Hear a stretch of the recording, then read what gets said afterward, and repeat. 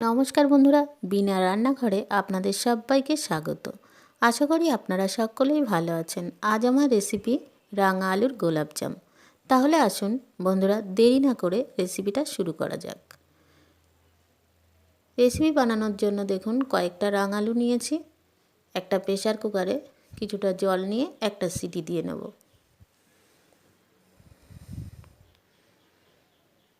Pressure কুকারটা আটকে নিয়ে আমি গ্যাসের ওভেনে একটা সিটি দিয়ে নিচ্ছি। বন্ধুরা, এখানে যদি 2 কিংবা 3টে সিটি দেওয়া হয় তাহলে কিন্তু রাঙা আলুটা অত্যাধিক বেশি সিদ্ধ হলে কিন্তু একটা জল জল টাইপের হয়ে যায়, সেজন্য আমি একটা সিটি দিয়ে নেব। দেখুন আমার রাঙা আলুটা সিদ্ধ হয়ে গেছে, কিন্তু একেবারে গলে যায়নি। এবার একটা থালার মধ্যে আমি তুলে ঠান্ডা হতে দেব।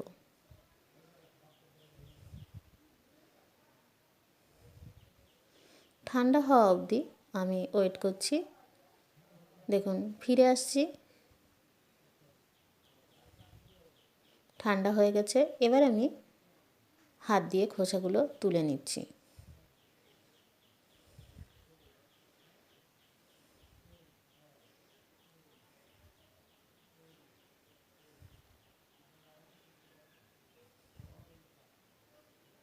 বন্ধুরা দেখুন, হাত দিয়ে তুলতে গিয়ে কিন্তু একটু আধটু খোসা লেগে আছে, তাই জন্য এবার আমি হাত দিয়ে আর ছুলবো না। এবার একটা ছুলনির সাহায্যে ছুলে নেব। দেখুন ছুলনির সাহায্যে যদি ছুলে তাহলে কিন্তু একটাও খোসা থাকছে না, পরিষ্কারভাবে খোসাগুলো উঠে যাচ্ছে। আমি এইভাবে সব রাঙা আলুগুলোই এই ছুলনি দিয়ে ছেলে নেব।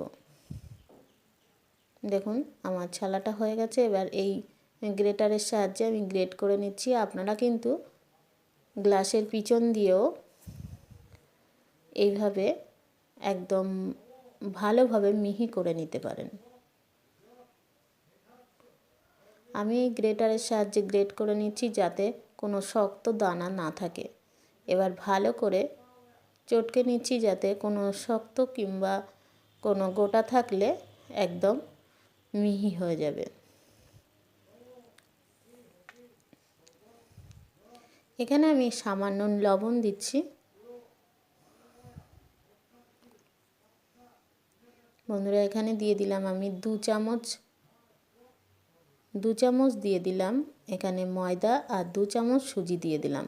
বন্ধুরা এখানে কিন্তু আপনারা আলু বুঝে সুজি ময়দাটা ব্যবহার করবেন। আমি এখানে একটু বেকিং পাউডার দিয়ে দিলাম, আর একটা গোটা আমুল দুধের প্যাকেট, যেটা 10 টাকার প্যাকেট, সেটা কিন্তু আমি অল্প অল্প করেই ব্যবহার করব।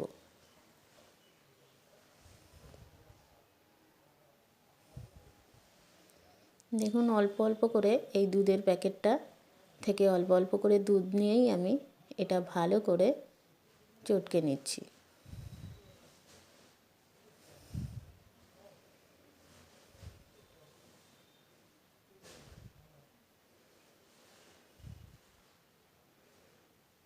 এবার দেখুন 1 চামচ ঘি দিয়ে দিলাম। ঘিটা দিয়ে আবার ভালো করে মাখিয়ে নিচ্ছি। মাখিয়ে নিয়ে আমি এখানে 15 মিনিট ঢাকা দিয়ে রাখবো। এপাশে গ্যাসের ওভেনটা ধরিয়ে একটা চিনির শিরা করে নেব। দেখুন প্যানে বড় কাপের 1 কাপ এখানে চিনি দিয়েছি, আর সেই কাপের 2 কাপ মেপে জল দিয়েছি। এবার আমি এই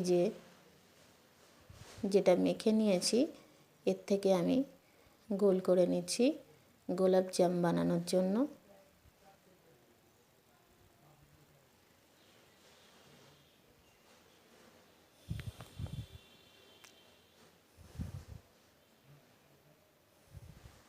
দেখুন বন্ধুরা এরম গোল গোল করে নিচ্ছি। সব পাকানো আমার হয়ে গেছে। এবার এদিকে চিনির শিরাটাও হয়ে গেছে। ওই পাশে দিয়ে এবার গ্যাসের ওভেনে কড়াইটা বসিয়ে দিলাম। কড়াইটা গরম হয়ে গেছে, পরিমাণ মতো সাদা তেল দিয়ে দিচ্ছি।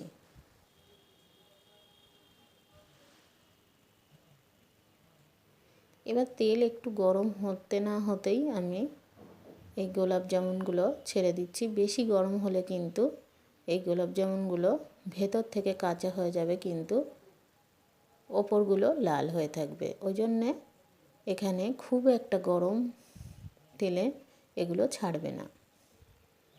এরম করে ঘুরিয়ে ঘুরিয়ে আমি দেখুন আস্তে আস্তে এগুলো লালচে ভাব হয়ে যাবে। এক পিঠ হয়ে গেছে, একটু ঘুরিয়ে দিচ্ছি।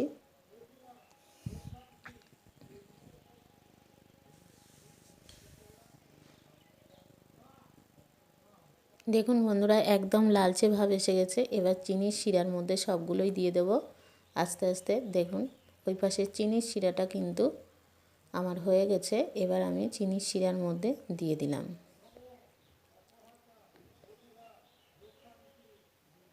সব গোলাপ জামুনগুলো আমার দেওয়া হয়ে গেল। এবার এইদিকে আমি 15 মিনিট এগুলো আমি ফুটিয়ে নিচ্ছি। এবার 15 মিনিট পরে ফিরে আসছি। দেখুন বন্ধুরা গোলাপ জামুনগুলো কী সুন্দর ফুলে উঠেছে। এবার একটা বাটির মধ্যে আমি তুলে দেখাচ্ছি। বন্ধুরা ভিডিওটা যদি ভালো লাগে তাহলে প্লিজ লাইক কমেন্ট শেয়ার করতে ভুলবেন না। আপনারা ভালো থাকবেন, সুস্থ থাকবেন। আবার দেখা হবে অন্য কোনো ভিডিওতে।